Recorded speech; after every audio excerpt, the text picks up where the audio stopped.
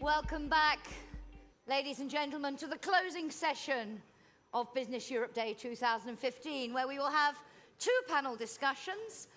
First, on an issue that has come up in every discussion we've had so far, the key question of trade. But then also a panel later where we try and pull it all together and focus on the EU investment plan and its role in investing in Europe. But let's go to our penultimate panel, international trade as an investment driver. All eyes, of course, at the moment on the transatlantic trade and investment partnership negotiations, with a great deal riding on the outcome.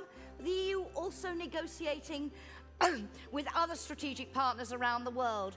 And the Commissioner, and I hope we'll hear more about this during this panel, has also been talking about launching a new EU trade strategy in light of the changing circumstances around the world. Hope we will discuss that.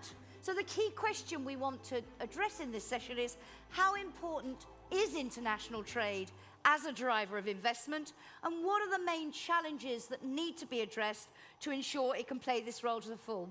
To launch our debate, I'm delighted to welcome to the stage Cecilia Malmström, European Commissioner for Trade. A very warm welcome, Commissioner.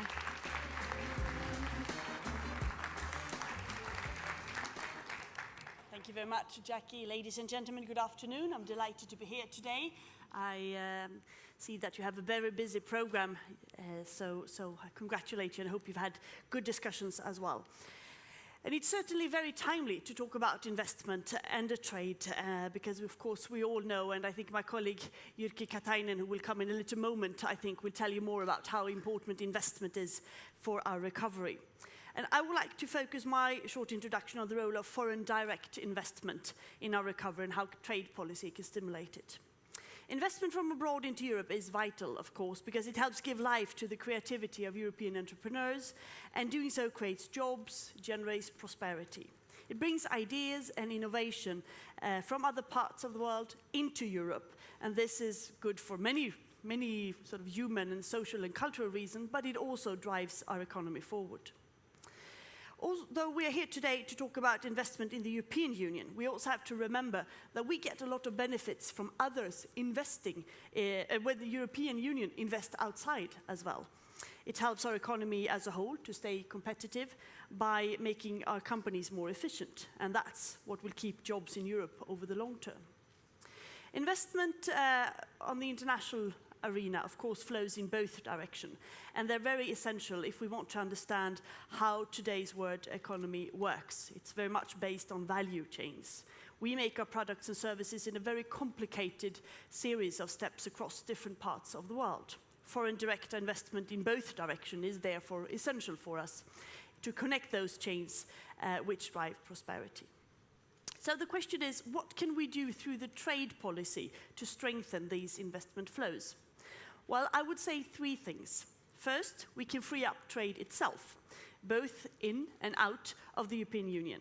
Being based within the European single market is, of course, a major attraction for other investors. But Europe is also a platform for which companies link up to suppliers and customers further up and down the value chain. To encourage investment, platform must be open, and that's the job of EU trade policy. And that means that we must be open ourselves, and we are. The average tariff of EU applied to our imports last year was less than 3%. And that's one of the reasons we are the world's largest importer. The real challenge is to encourage others to be as open as we are. The EU does this through the WTO organization, of course. We are helping now to drive a new momentum in the Doha round, the Doha development round. Finally, we're back in the negotiating table again, and that's very good news. We also do that through our bilateral trade agreements. If Europe delivers on our program on all the ongoing bilateral negotiations, we will have 2/3 of our trade covered by free trade agreements, up from just a quarter in 2006. And those deals need to be ambitious if they are to work. They must address as many as possible of the ways that government policy limits trade, but they must also keep the policy space that all countries need to execute the democratic choices of their people. The second task of trade policy is to remove direct barriers to investment. Here again, Europe is wide open. Our openness to investors is laid down in our treaties, in fact. And we are the world's biggest host of foreign direct investment. Others are less open. Take China, for instance. Outside firms are limited by requirements to have joint ventures with local partners by caps on the share of firms' total equity they can hold. There are also bans on investment by foreigners in whole economic sectors.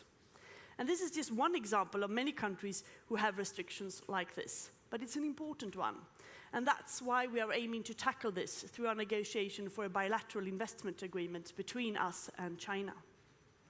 Finally, EU can promote investment through rules on investment protection. Over the last 60 years, member states have negotiated bilateral investment protection treaties that have helped promote EU investment around the world. And these treaties have still the potential to encourage investment into the future.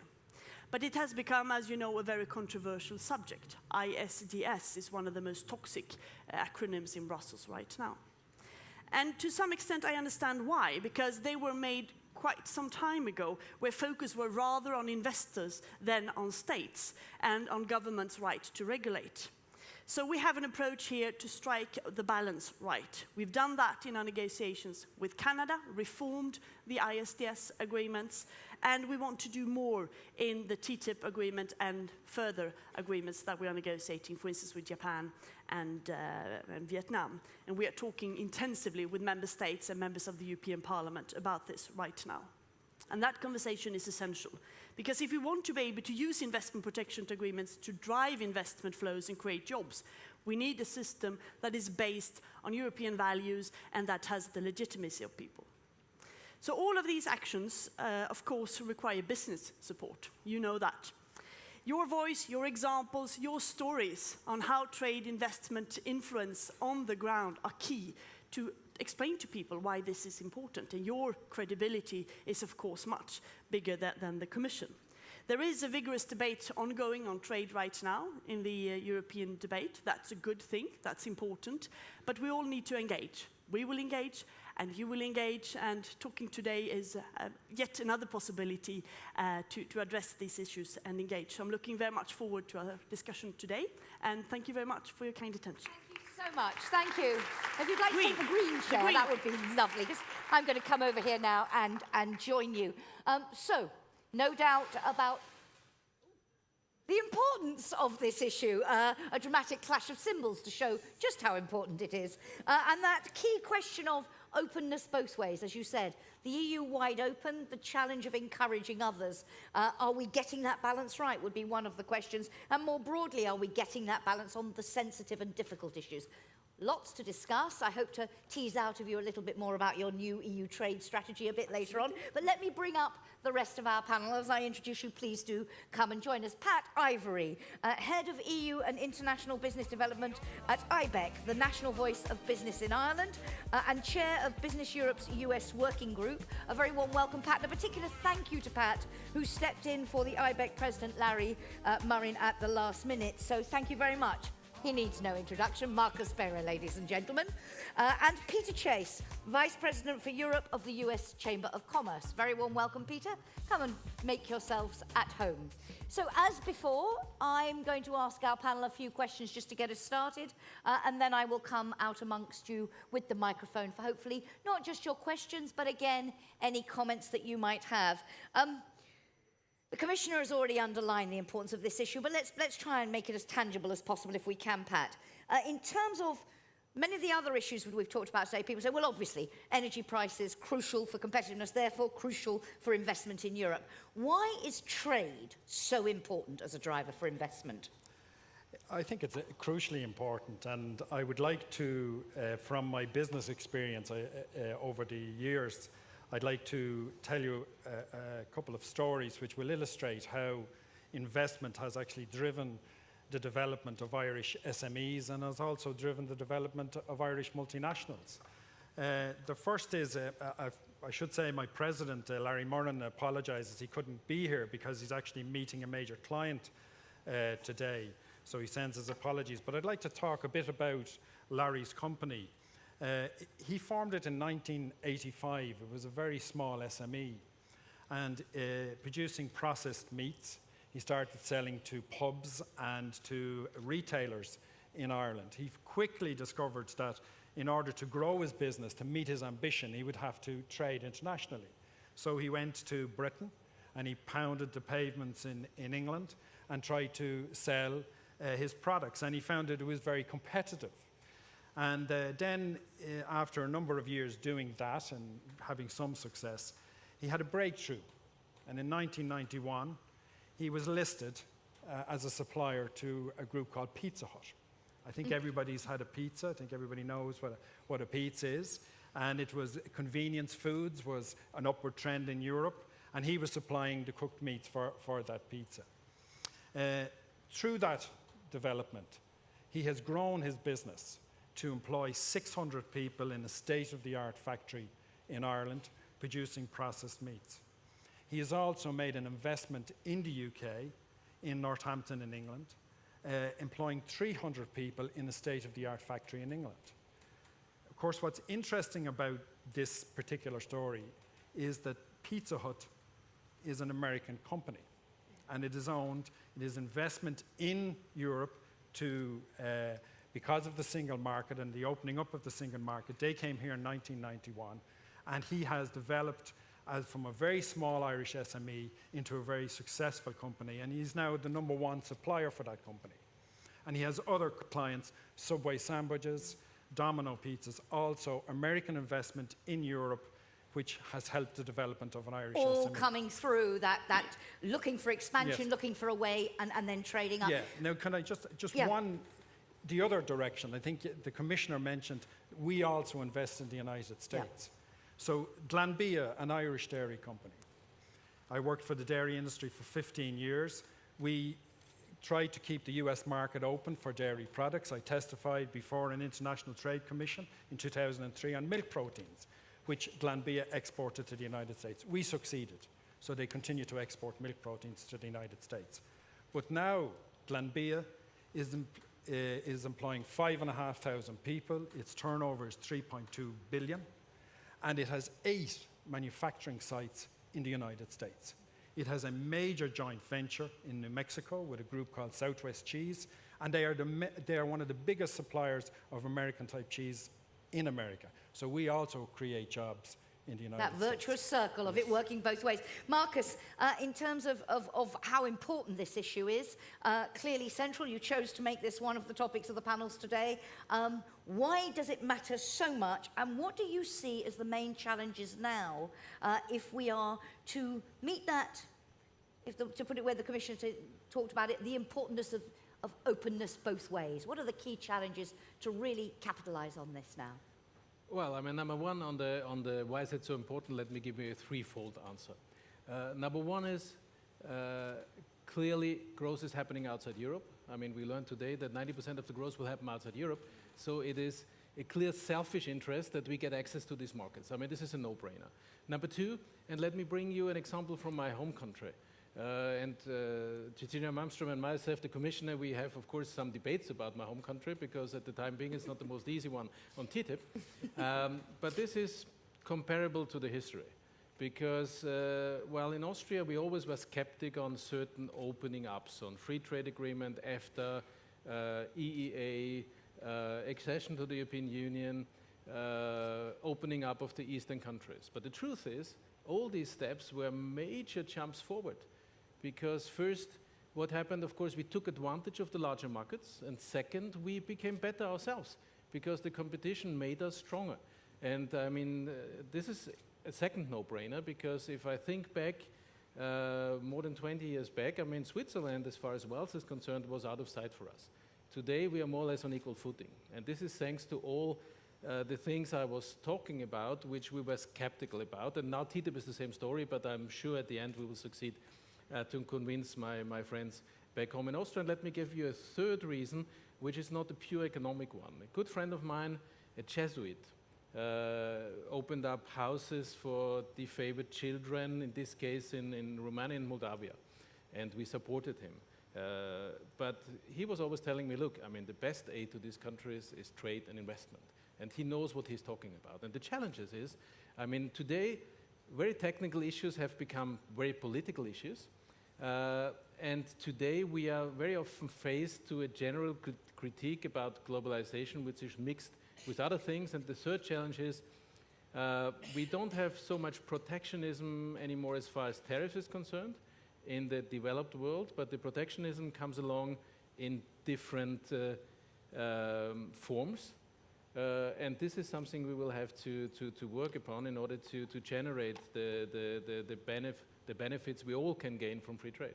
Okay, thank you. So if, Peter, it's a no-brainer, if it is so obvious what the benefits are on both sides, and obviously clearly here for you a focus on TTIP, why is it that it is proving quite tough? I mean, you said technical issues are becoming very political. How can we bring this argument back and make people have confidence, trust? You said one of the issues, ISDS, is toxic. How do we take that toxicity out and convince everybody of the no-brainerness, I just think I've just made up a word there, of why this is good for all of us?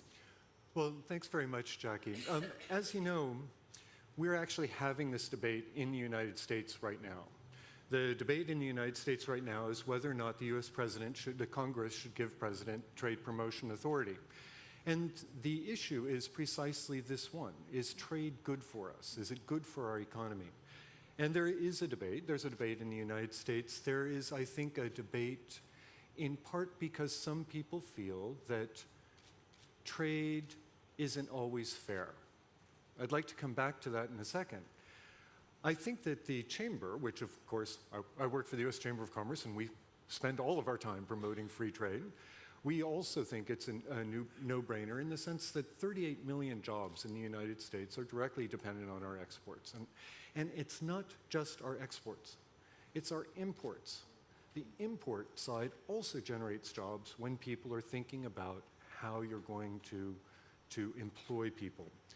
And this is part of the debate that we're trying to build up in the United States as we have this debate on trade promotion authority, which would allow the president to negotiate an agreement. It would then be adopted or disapproved by Congress by an up or down vote. If we get it, and we are confident the president will, that would apply to the Trans-Pacific Partnership Agreement that we're negotiating, as well as, of course, to the Transatlantic Trade and Investment Partnership and the agreements that are being discussed as well in Geneva.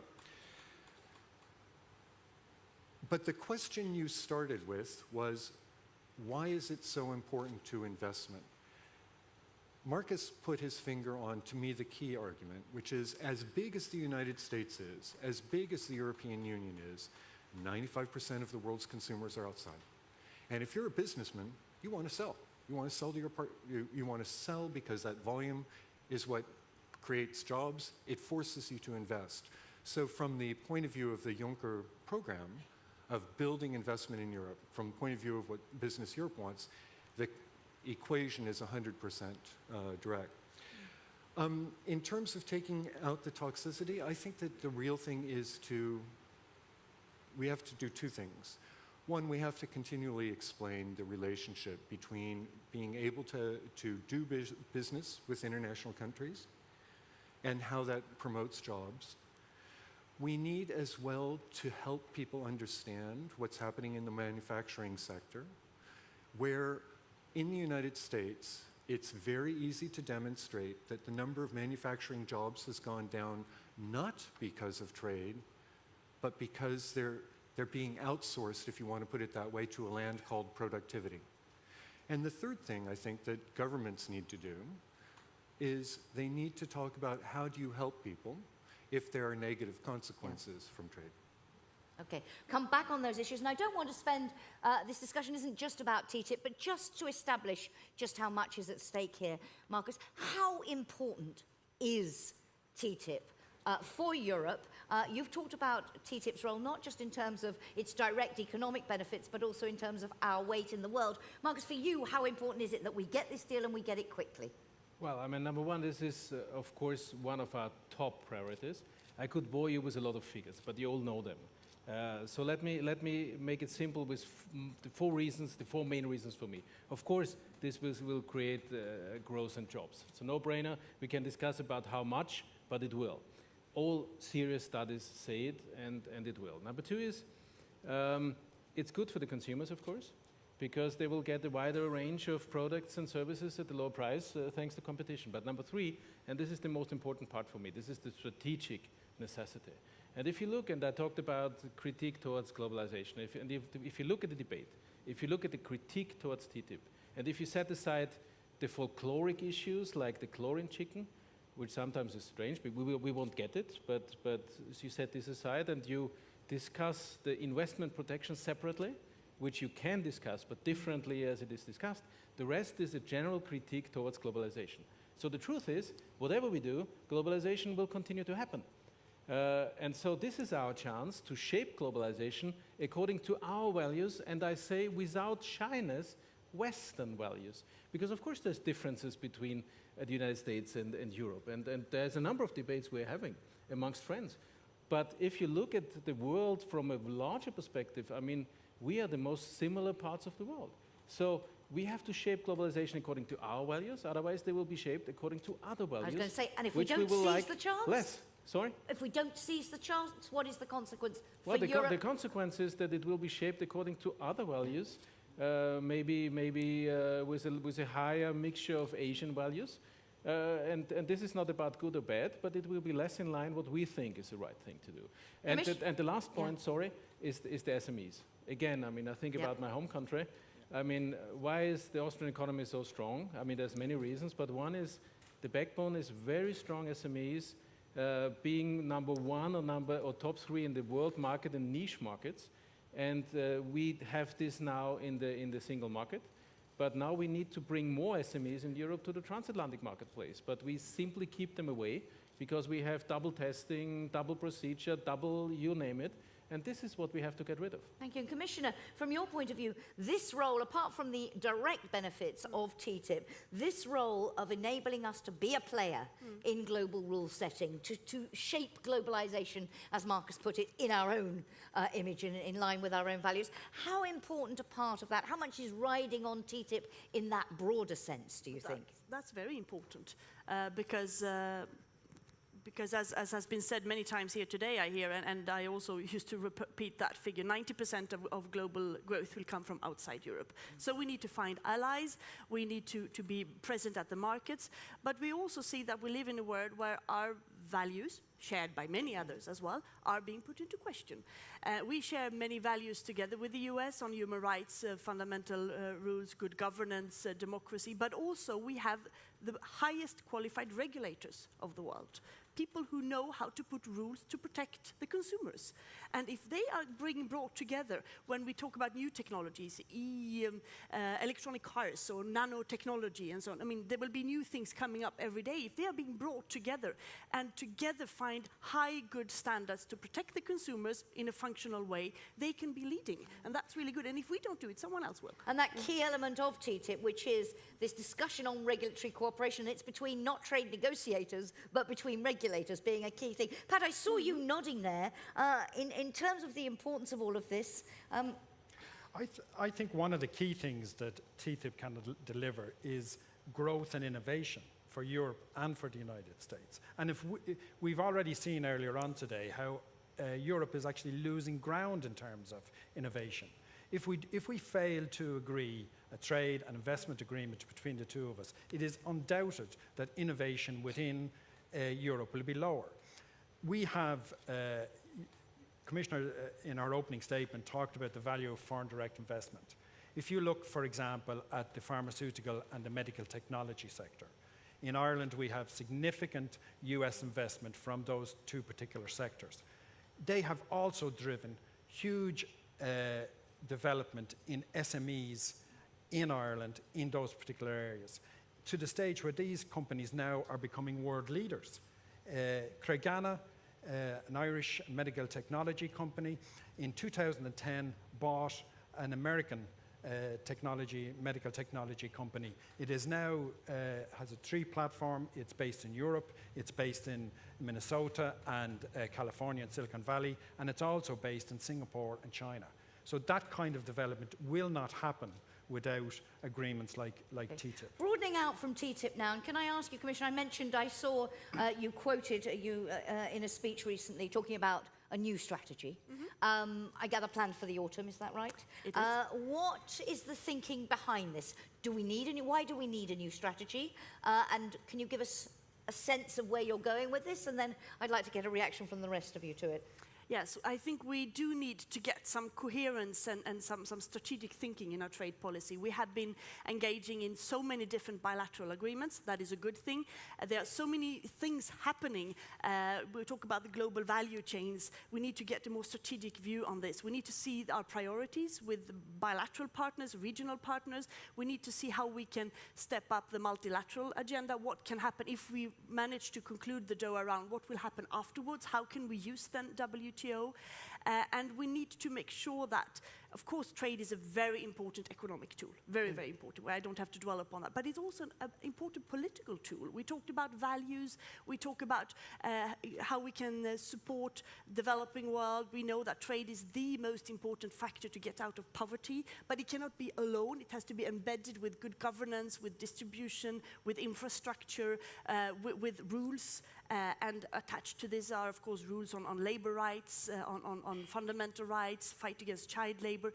Trade cannot solve all that, of course not. But it can be one contribution to work on these values as well if we do it more strategically, adding up with our partners on development, on foreign policies. How do we make that link? How can trade be, I think you mentioned, a more fairer trade, perceived as to be really something that pushes a better world as well. So all these things we are trying to get a better grip on. And we're talking to lots of different stakeholders in order to see how we can get input for that and present it later this spring, this fall. As part of talking to them, let's do it publicly, let's do it on the stage.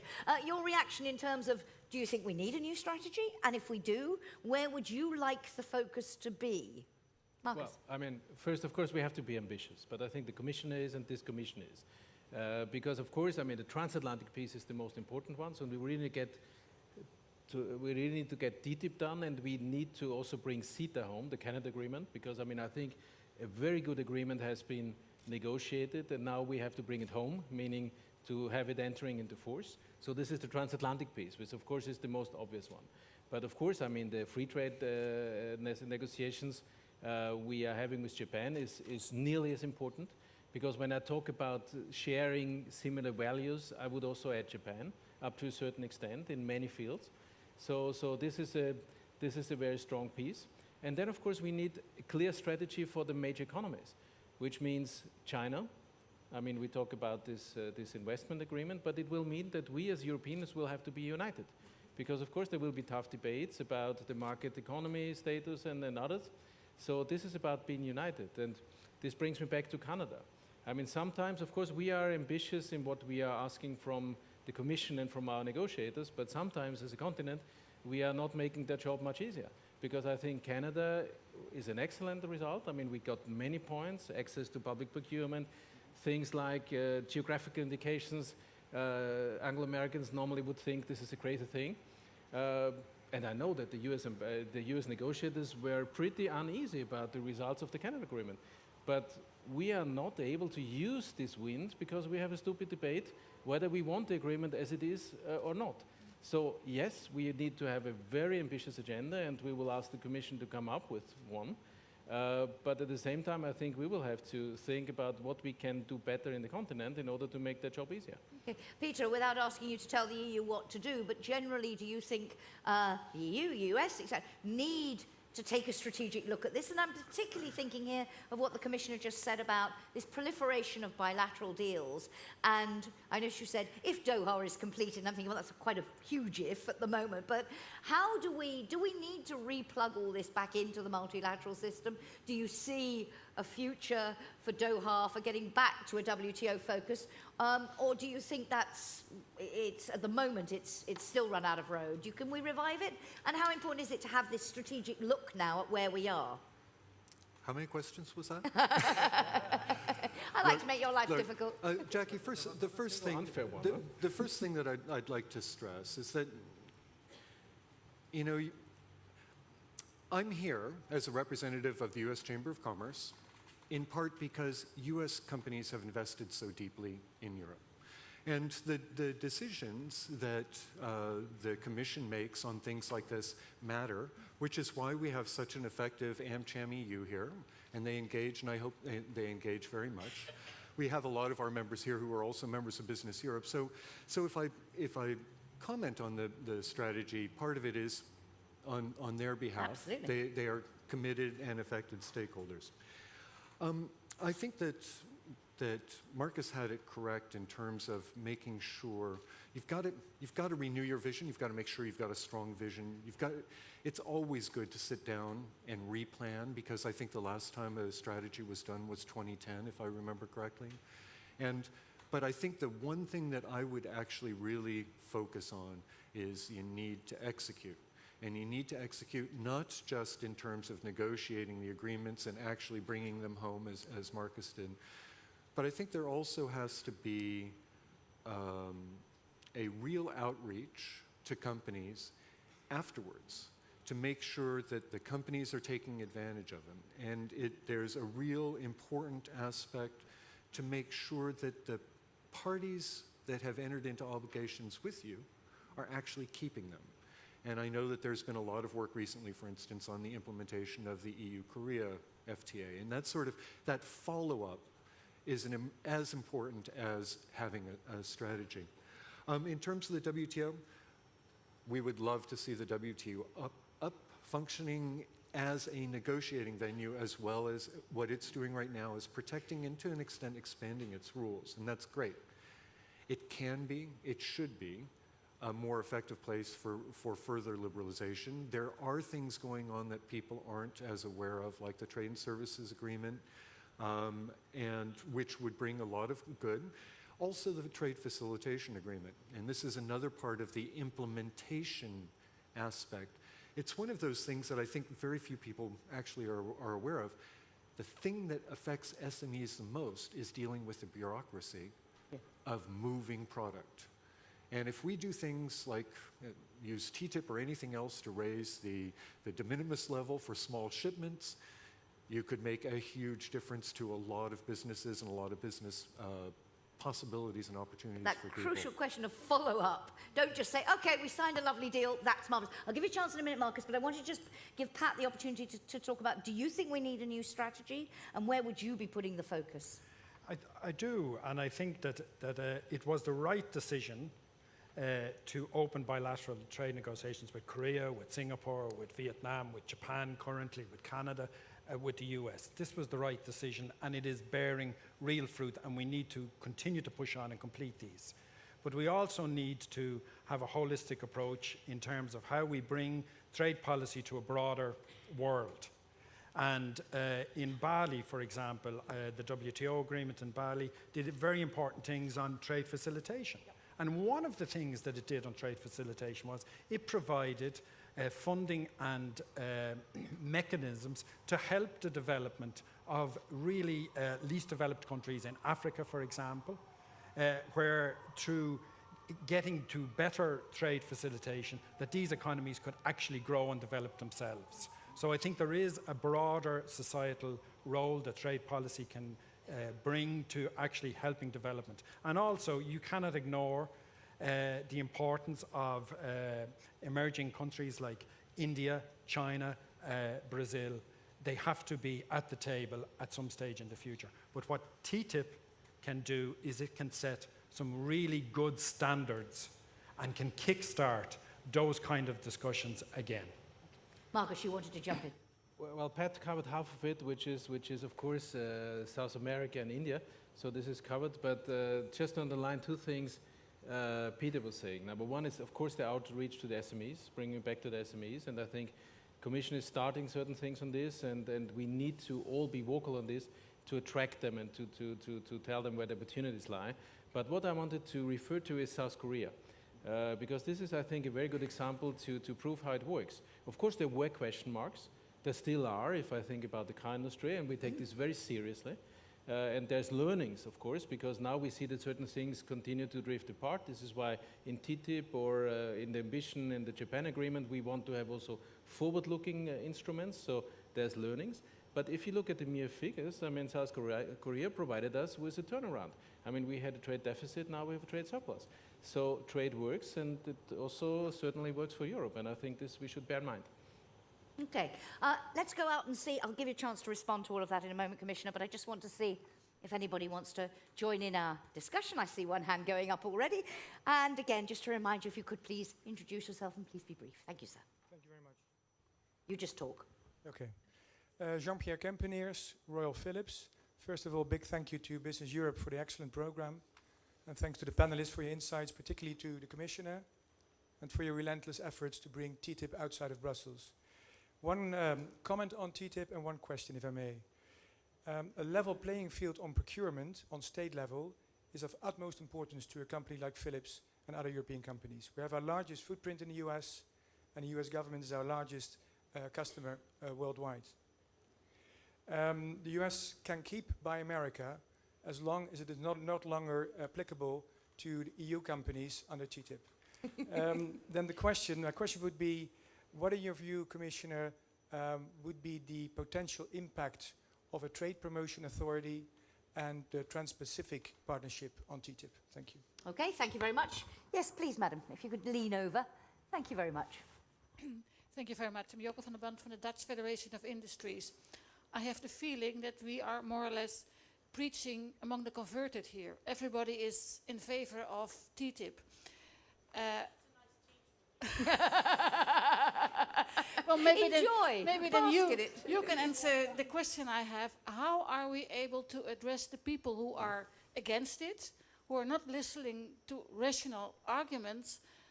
How do we reach them and convert them?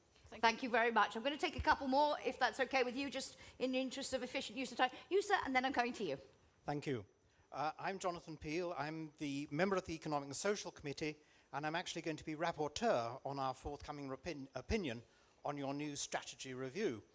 I'm going to tie this up with TTIP and ISDS because one thing strikes me very clearly, and that is we can talk all about how much trade is good for various jobs and companies, but we're losing the propaganda battle. I find it absolutely appalling that the propaganda on TTIP should talk about chlorinated chicken and hormones in beef, which are issues of 15, 20 years ago.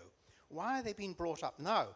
And I'd have thought that rather than meet that head on, what we've got to do is look at a consumer campaign to tell people what the benefits of trade are. I moved from Ireland to England after I left university.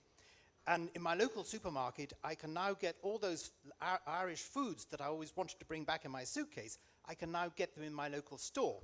So it's the choice and diversity of foods and other goods another thing. But I think also, bringing up Pat's point, the benefits of standardization, trade facilitation, the fact is that we are helping other parts of the world. We have sustainable development chapters. I think if we appeal to the better nature of the consumer, we'll get a very long way. Thank you very much. Thank you, sir. My name is René van Sloten, representing the European chemical industry. Commissioner, you mentioned that the European Union is very open, the tariffs are low. Investment in our sector is being withheld in the bio-based chemistry segment because of sky-high import duties on renewable feedstock, notably bioethanol. Sugar is impeding investment not only of foreign companies but also of European companies. I'd like to see what can the Commission do about that. And second question relates to Peter Chase. I'd like to know, TTIP is a transient opportunity to set a global standard regarding rules on access to energy and feedstock. I see a very lukewarm US side in the TTIP negotiation on this issue. Where does the Chamber stand and where do you see this issue going? Okay, quite a specific area of negotiation. I'm not sure if you're an expert on that area. One last one and then we'll come back. Susan. Thanks. Thanks, Jackie. Susan Danger, Amcham EU. Following up a little bit on the public opinion piece, but also referring to a comment that President Juncker made this morning with regard to political leadership and doublespeak. I think, yes, we have got a challenge regarding public opinion. How does the panel feel about potential doublespeak? The European leaders have indeed committed to TTIP here in Brussels. Are they committing to that also at member state level? And if not, what can we do to address this? Thank you. So it's not just the broader public, it's at the member state level. Okay, Commissioner, you said it was nice to be in an environment where people are agreeing with you, but when you're not, when you're out there trying to make that case, how do we, you said at the beginning, we need to engage with this debate. Question, how can we begin to address these issues? Also, if you could pick up on the specific question you asked. And I want to ask our business representatives as well, whether you feel businesses are playing a strong enough role in shouting up for it and making the case. But Commissioner first, if you would. Well, yes. On the one hand, it's good that these things are being discussed, because never before has trade or an individual trade agreement being in the public domain so much as TTIP. So that's a good opportunity for us to engage. But it puts pressure on those of us who've been, isolated nerds in a closed room only talking to each other. We must go out and talk about these things. I think communication, dialogue, transparency, inclusiveness are key words there. We have tried to, since I became Commission with the whole Commission strategy, to be transparent in many fields, but on trade, to put basically all European documents related to TTIP online. The mandate is there now, finally. All our background papers, our legislative proposals, our position papers, different explanatory papers, background papers, reports, they are online. We are increasing the amount of people who have access to also more confidential information in the European Parliament, and so on. And we are reaching out to as many stakeholders as possible, business, trade unions, NGOs, environmental, consumer organizations, in order to listen to their concerns and to try to hear their worries. Because of course people are worried. Many people are worried about food. What do I eat? What do I give my children? There has been a lot of food scandals lately. That is normal. We can take away some of the myths. We just published a mythbuster online with the 10 most frequent myths on the chlorine chicken and GMOs and so on, in order to say to people, no, this is not true. You can worry about many things, but this is actually not true. It will not happen. We will not change our European laws on that. Then if you don't believe, if you don't have trust, there's not much we can do. I think that pays off. Then there is a group of people who don't like globalization, who are afraid, who are sort of instinctively against free trade, and with the US. There's some anti-Americanism playing into this as well. This is clearly. But to engage, the Commission can do a certain part, and we are. I'm traveling, I feel like a traveling circus sometimes, talking on this issue, and my collaborators and my whole team. But others need to engage. You need to engage. You need to make the case. You need to explain, like you did, why can we not export as much as we wanted? What would it mean if my product on a medical device could be more easily stamped and approved? Why do we need to get rid of tariffs? What could that mean when it comes to jobs and employment? Member states need to reach out. Member states have unanimously, all 28, asked the Commission to negotiate this. So they have to do the job as well. And that's why I welcome the European Council conclusions last Friday, where they said they would go out and communicate and reach out. Because, of course, in Austria, the Austrian politicians have much more credibility than I have. And just to make one example where the debate is difficult. And to engage, to listen, to invite the different stakeholders, listen to their concern and advice. Sometimes they have very valuable advice because they are experts in one specific niche that we might not have thought about.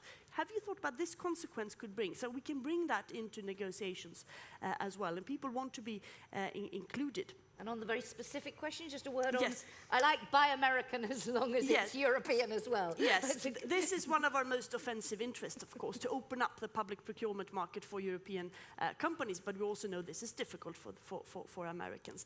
As explained before, the President Obama is just now waiting for his trade promotion authority, it's a sort of mandate. It's complicated in Congress. Of course, he can continue to negotiate TTIP and TPP, but he cannot conclude it without it. So, of course, it holds up a little bit everything. So we hope that once the mandate or the authority is there, TPP is concluded, hopefully by the summer, then we can full speed start to really get into the political details in the autumn, hopefully. Of course, if all that is delayed, it will involuntarily affect us as well, and that is a problem. Finally, I agree that there are still many tariffs. They are low in general, but in certain areas they are still very high, and that affects small companies, but also we are trying to eliminate most of the tariffs. There will still be a few areas of very sensitive products from our side and from the US side, but the line is most tariffs should go away. Peter, if I could come to you, just because there was, I don't know whether you can answer on that specific question about the feedstocks, but also the procurement issue. As the Commissioner indicated, they're not an easy issue for Americans. A proposed solution there. Don't know whether that will fly.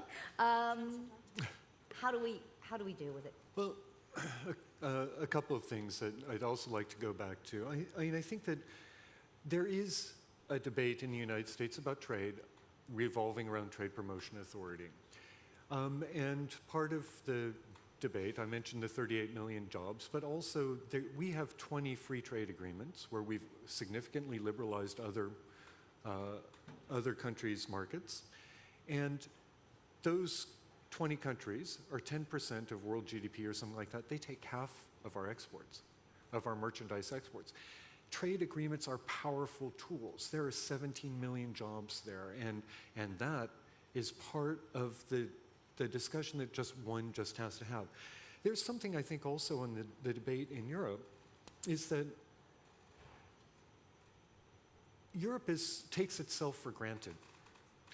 The EU is a huge trade agreement. The EU is a huge multilateral investment agreement. And it's a perfect example of how trade has driven investment. I saw this wonderful statistic once where intra-EU foreign direct investment went from $500 billion in 1994 to 4.5 trillion in 2007. That's this sort of trajectory. That was the thing that has drove a lot of employment and growth and betterment of people's, which gets me to my third point, which is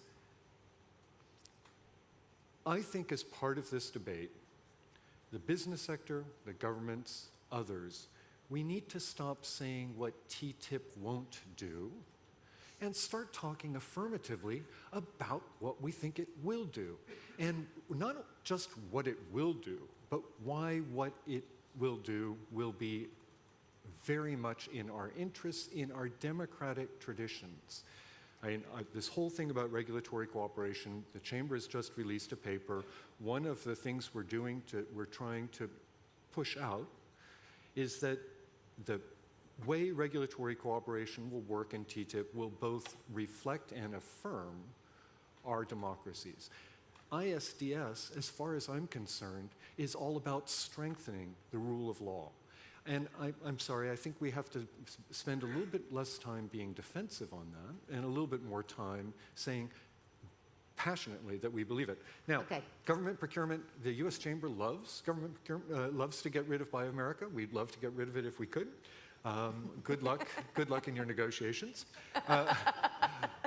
On the energy issue, it's interesting that if we can conclude this agreement, there would be an automatic benefit because under US law, which does have restrictions on the exports of natural gas and of oil,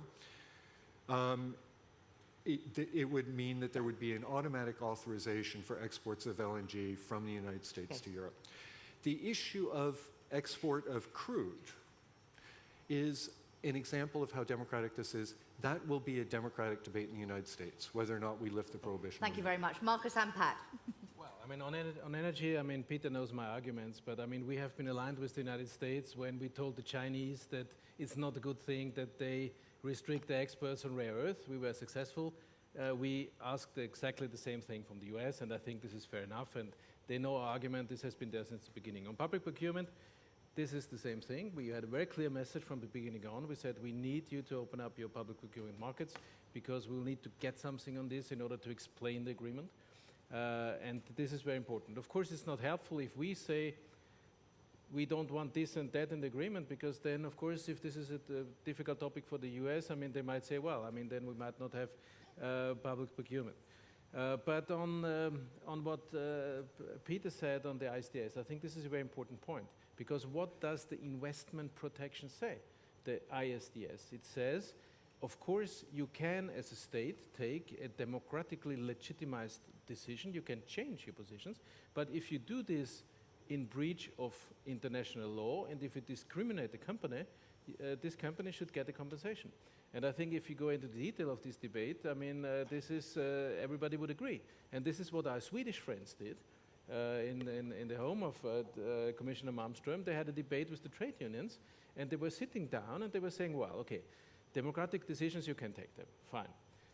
Then, okay, if they are taking in breach of international or other kinds of law and you discriminate somebody, this company should be compensated. And then they agreed on all points, and then they ended up saying, well, and what we have defined now is a modernized form of the ISDS.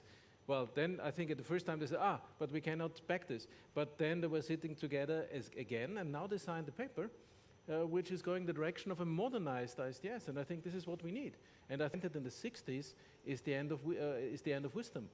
But I think we have a good chance here to move this forward, to make it a blueprint for the world. But we have a very strong interest in it. Because what is it all about? We want to attract investment, because investment is creating jobs. But in order to attract investment, we need to protect investment. And therefore, we are so strongly behind this. And, last sentence, our interest is even larger than the US one, I would say. And you can see it in the figures, because more European companies are using this instrument than the US companies do, for a simple reason. Because non-discrimination is very much more implemented in our way of thinking, in our legal system, than it would be in the US system, where a judge of a first instance would say, well, this is none of my business, and you will have to find an arbitrator. But if we don't have him, we have a problem. Okay. I want to come back on this question of your role in convincing the public of all these things, but Pat, you wanted to come in. Well, actually, I'll address that role of convincing the public. Yeah. And I think one of the ways to do this is to actually deal in the facts. Arguments are made that are spurious arguments, then we need to actually explain what the facts of the case are.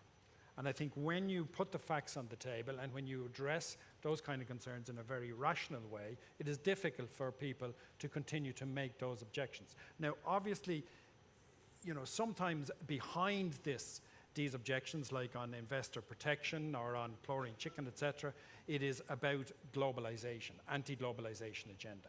We need to explain the benefit to all of us of global supply chains and global value chains. And we need to look at how that is actually increasing growth rates across the world, how it is creating jobs, how it is giving people better lives, better standards of living.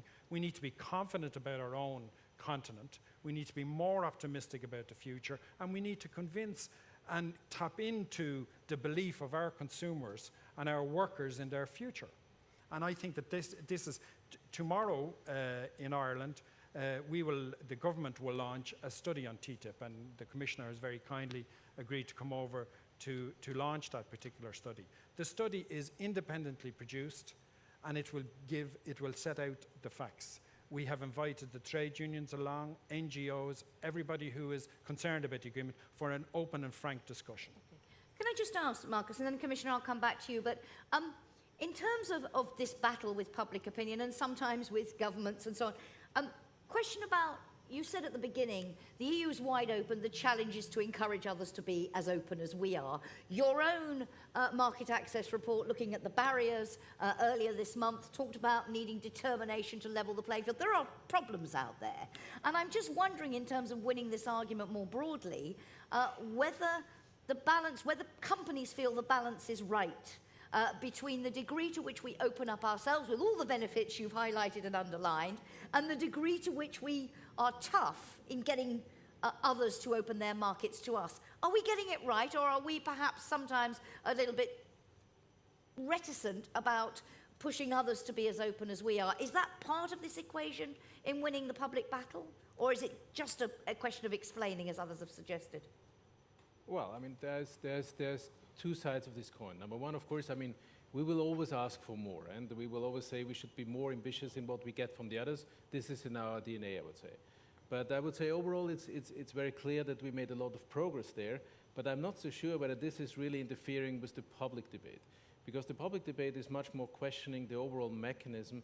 Is it a good thing to have free trade or not? And as I see it, this is coming in waves. I mean, I've been in Copenhagen when I was with the Chancellor, when we had to flee over the feather ladder in 2001, and then there was Genoa, and then it moved back again, and now we are back in a very critical phase of globalization critique. We have to handle it. But coming back to one of your earlier questions, I mean, do we do enough? I mean, I can tell you we do a lot, and I would agree with the Commissioner that to be on a panel where we all more or less agree that it's a no-brainer, this is the exception. And Joke is, of course, right. We cannot only preach to the converted, but we do a lot. I mean, I think Emma and myself, we are on the radio nearly every day on TTIP. But of course, Europe is a large continent. But we have to all together do more. Meaning, of course, we can produce the content, we can produce the arguments, but it's getting better. I mean, we have now CEOs speaking up. We had the German car industry. We had others.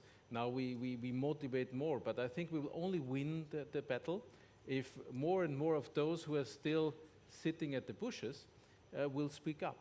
But I think we will get there, because if the more and more we're debating these stories, the arguments of the contra side are always the same. And sometimes they start to be boring for the people, and I think the chlorine chicken is a very good example. I mean, I think people now start to be bored by the chlorine chicken, and this is what we have to achieve with all the other arguments. Commissioner, on this point, I mean, I mentioned your market access report, still highlighting key barriers, key impediments that are put in our way. Do you think we do get that balance right? The challenge is, as you said, to encourage others to be as open as we are. Are we getting that balance right? Is that something you will be looking into in the strategy? Yes.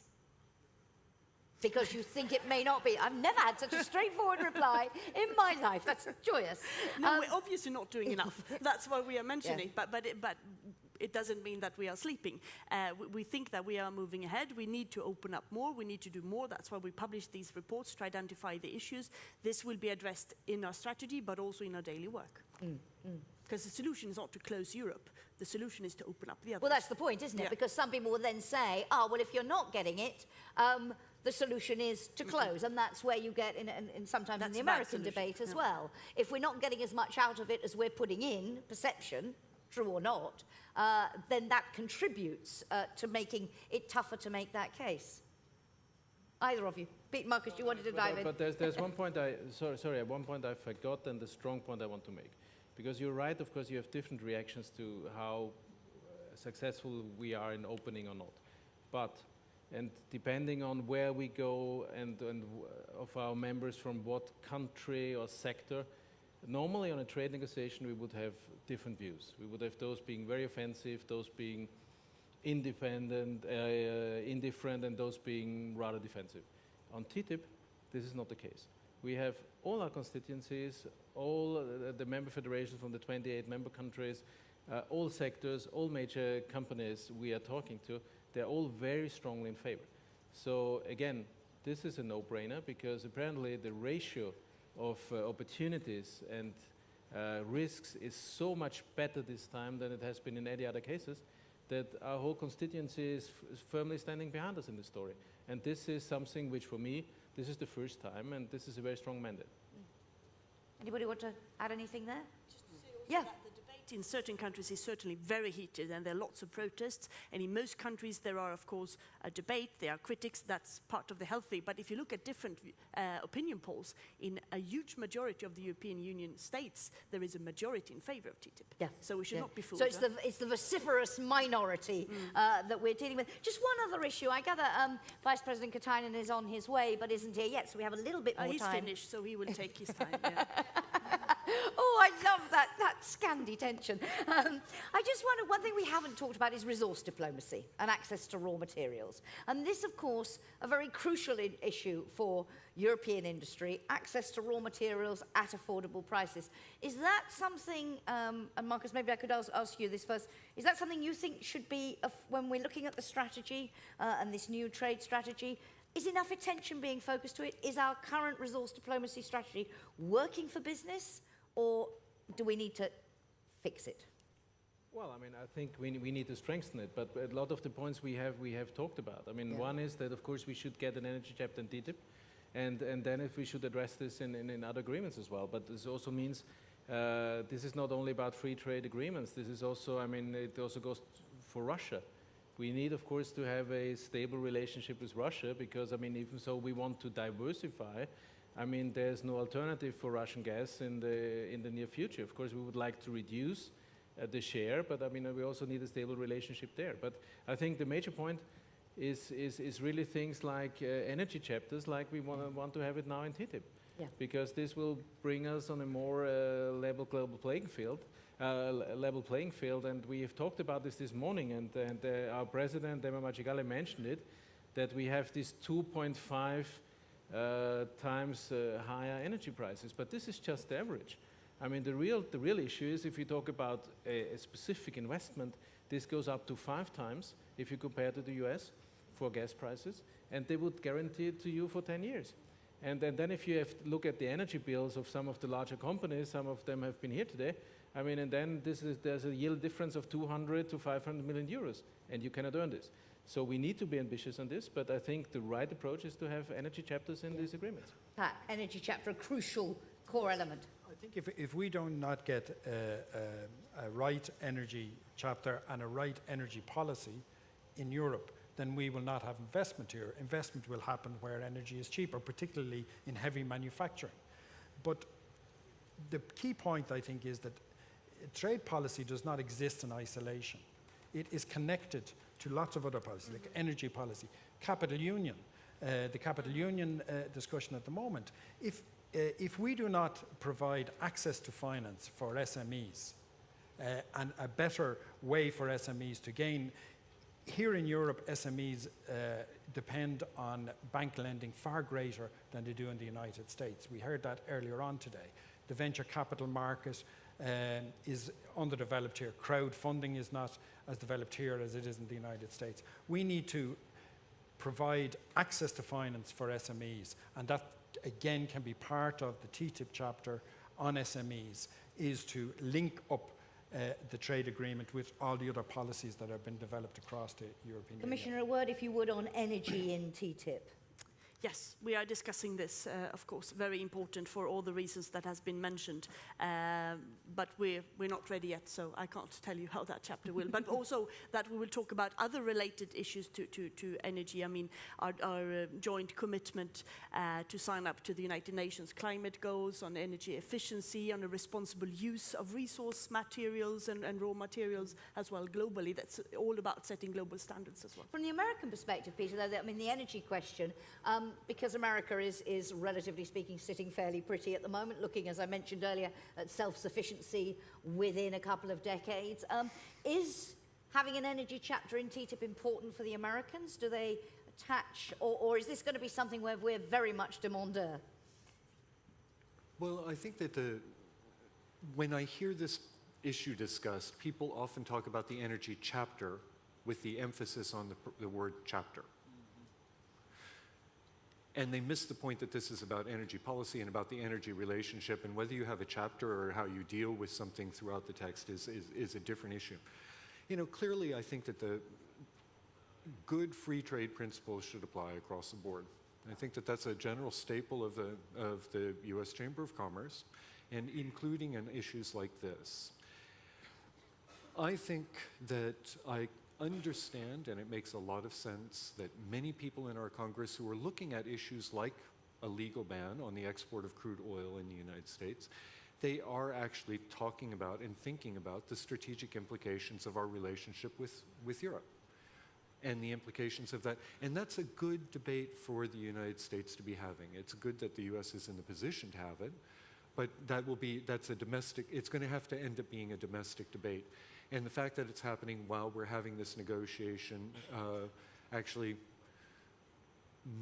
gives the EU that much more stature, that much more standing in terms of talking to our members of our Congress who are looking at the issue. Okay. We are drawing to a close, and I see Emma has disappeared, which I think means that Vice President Katainen is nearly with us. So I want to try, as I have done in the other sessions, to try and identify some priorities. We've talked about a number of issues, and I wanted to ask each of you, and I started with the Commissioner at the beginning, so I will start with Peter on the last question. In terms of priorities, what for you, for Europe, with your hat on as representing, as you say, a lot of American companies with a lot of investment in Europe, What for you is going to be the key priority to make sure that trade can play this role broadly, not just TTIP, but more broadly, in driving investment, in creating an attractive climate for investment in Europe? You're not allowed to do that to me. What's my priority for Europe's trade policy and my priority for US trade policy? TTIP, an ambitious and comprehensive agreement as quickly as it can be done. Again, it's this whole idea of, there was that phrase about the say-do relationship. Yeah, somebody was saying earlier, Commissioner, just to explain, that if you look at what the EU says and what it does, sometimes the ratio is a lot of say and not quite enough do. I'd like to make this a one, that is, say and do are equal. Okay. Markus. Well, I mean, very briefly, I mean, bring home the Canada agreement, rapidly conclude an ambitious TTIP, and I mean an ambitious one, tackling all the points we have been discussing about, including investment protection. And third point, of course, also not forgetting about the Japan FTA, because this is of nearly equal importance, and we also need to bring it home. So this is 3 points. If we can achieve them, then we make a big step in the direction. Thank you very much. Pat? I think the key thing is to actually complete these trade negotiations that we have opened and do it quickly. So TTIP should be done as quickly as possible. And we should not listen to people who say, oh, you only launched the negotiations in 2013 and you want to conclude them in a couple of years. This is too quick. The items we are negotiating in TTIP, for example, good manufacturing practice in pharmaceutical inspections. We have been talking about this for 10 years under the Transatlantic Economic Council, under the High Regulatory Cooperation Forum. Now is the time to make a decision and deliver something. So this is what I think is my top priority, is let's do this. No pressure, Commissioner. No, not at all. Not at all. But I have 4.5 more years, so that's fine. I'll deliver all that. And I agree, of course. I mean, we need to get those agreements done, and maybe future as well, so that we get a good level playing field and open up the other markets as well. As but I was going to say, it sounds as if it's important for you, amid this focus on TTIP, the rationale behind launching this strategy think is as well, is not to just go beyond TTIP. TTIP is very important, but we have a broader ambition and a broader trade strategy. We should deliver TTIP, and we will, but we cannot just look at TTIP. We need to look at the broader agenda. Thank you very much. Ladies and gentlemen, will you join me in thanking our panel very much indeed? And Commissioner, thank you for finding the time. And we hope that you find other rooms where you get more of the preaching to the converted and less of the having to fight.